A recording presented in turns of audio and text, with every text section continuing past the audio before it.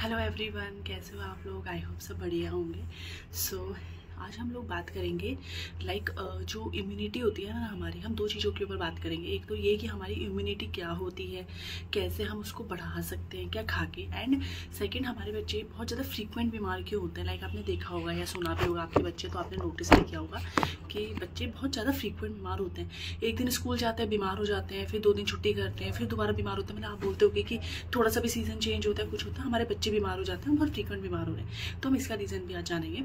सबसे पहले इम्यूनिटी क्या होती है। देखिए क्या होता है, जैसे हमारी आर्मी होती है ना, हमारी आर्मी क्या करती है, हमारे देश को बचाती है हमारी आर्मी। ऐसे ही इम्यून सिस्टम हमारी बॉडी को बचाता है किन चीज़ों से, जो बाहर के फॉरेन ऑब्जेक्ट्स होते हैं, फॉरेन बॉडीज होती हैं, लाइक पोलन्स हो गए, माइक्रो ऑर्गेनिज्म हो गए, बैक्टीरिया हो गए, वायरल इन्फेक्शंस हो गए। इनसे हमारी बॉडी को इम्यून सिस्टम बचाती है। अब इम्यून सिस्टम में क्या आता है, इम्यून सिस्टम में हमारा आता है WBC, जिसको हम बोलते हैं वाइट ब्लड सेल्स, या हम इसको बोल सकते हैं सफ़ेद रक्त कोशिकाएं, हिंदी में हम इसको बोलते हैं। ठीक है, तो ये क्या करती है, WBC हमारी बॉडी को प्रोटेक्ट करती हैं जो फॉरेन बॉडीज है उनके अगेंस्ट, और जो भी bacterial viral infection, micro organism कोई भी हमारी बॉडी में हो, उससे फाइट करती है हमारी बॉडी के लिए, बॉडी को बचाने के लिए उनसे फाइट करती है हमारी WBC। आपने देखा होगा जो हम CBC टेस्ट करवाते हैं उसमें सबसे ऊपर WBC आता है, देन RBC आता है, देन और चीज़ें आती हैं। अब क्या होता है, जो WBCs होते हैं ये हमारे 5 तरह के होते हैं। इसमें बहुत होते हैं, मतलब 5 में भी eosinophil, basophil, neutrophils, monocytes, lymphocytes, इस टाइप से ये रहते हैं 5।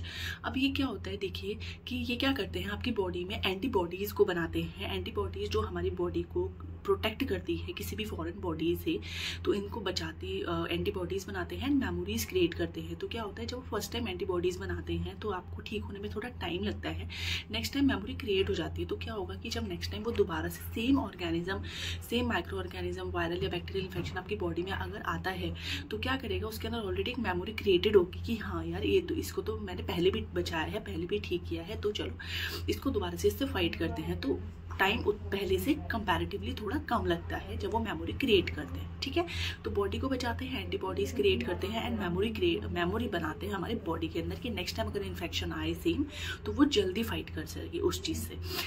ठीक है, अब क्या होता है, जैसे WBC हमारे किस चीज़ से बने होते हैं। देखा होगा आपने, कोई भी आप चीज़ देखते हो, आप साड़ी लेते हो, सूट लेते हो, कोई भी स्टफ लेते हो, आपको पता होता है ये सिल्क का है, ये जॉर्जेट का है, ये कॉटन का है। तो ऐसे WBC होते हैं, वो प्रोटीन से बनते हैं। इनका जो बेस होता है वो प्रोटीन का होता है। अब प्रोटीन में क्या होता है, आपको इसलिए बोलते हैं, आपको आपकी बॉडी को कितना कब ज़्यादा प्रोटेक्शन मिलेगा, जब आप बहुत अच्छा, आपकी बॉडी के अंदर WBC का लेवल बहुत अच्छा होगा, एंड तभी आपकी WBC अच्छे होंगे तो आपकी इम्यूनिटी बहुत अच्छी होगी, नो डाउट।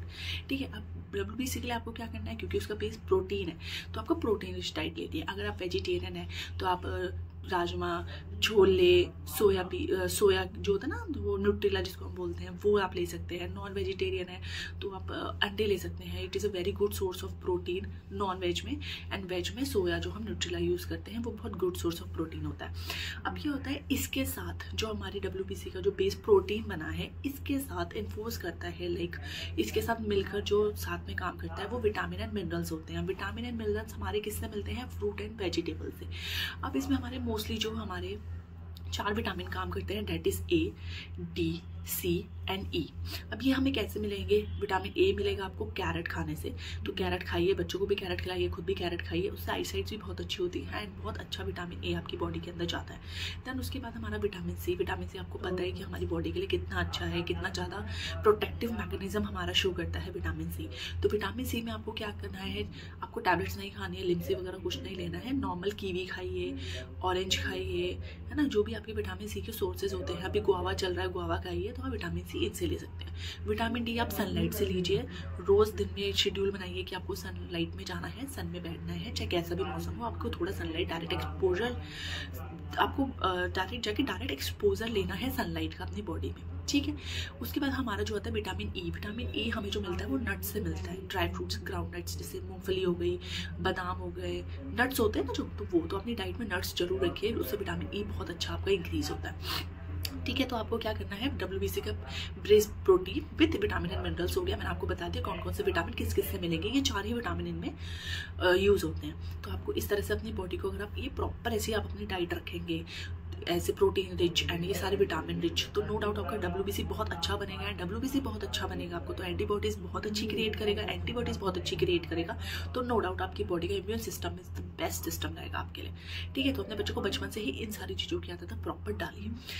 चलिए, अब क्या होता है, अब हम दूसरा पार्ट जो बात करते हैं वो हम बात करते हैं कि हमारे बच्चे फ्रीक्वेंटली बीमार क्यों पड़ते हैं। थोड़ा सा भी कुछ हुआ नहीं हुआ बच्चे बीमार होते हैं। तो सबसे पहले हम इसका थोड़ा सा इसके बारे में बेसिक जानते हैं। क्या होता है, जब बच्चा पैदा होता है तो उसकी मदर की एंटीबॉडी उसके अंदर आती है।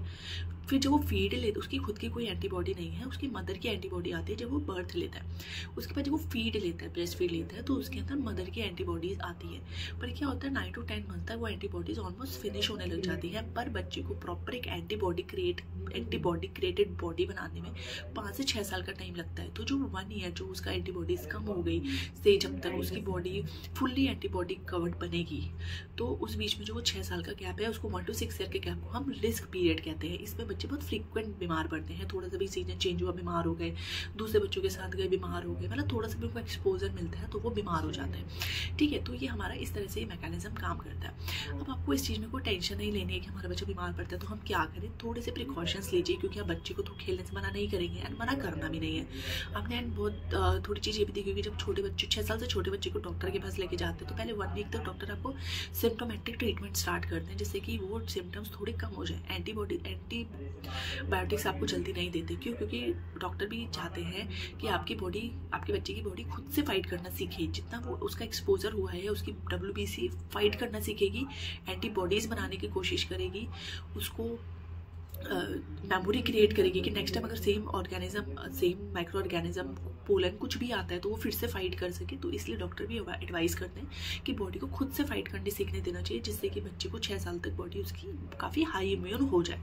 अब क्या होता है कि इसलिए हम एंटीबायोटिक्स बच्चों को कम देते हैं। अगर आप बाहर से एंटीबायोटिक्स दे देंगे तो बॉडी में एंटीबॉडीज नहीं बनेंगी, तो उसकी वजह से फिर बच्चा उतना इम्यून सिस्टम उसका अच्छा नहीं होता। इसलिए अपने बच्चे को नहीं दीजिए, सिम्टोमेटिक ट्रीटमेंट दीजिए जितना आपसे हो सकता है।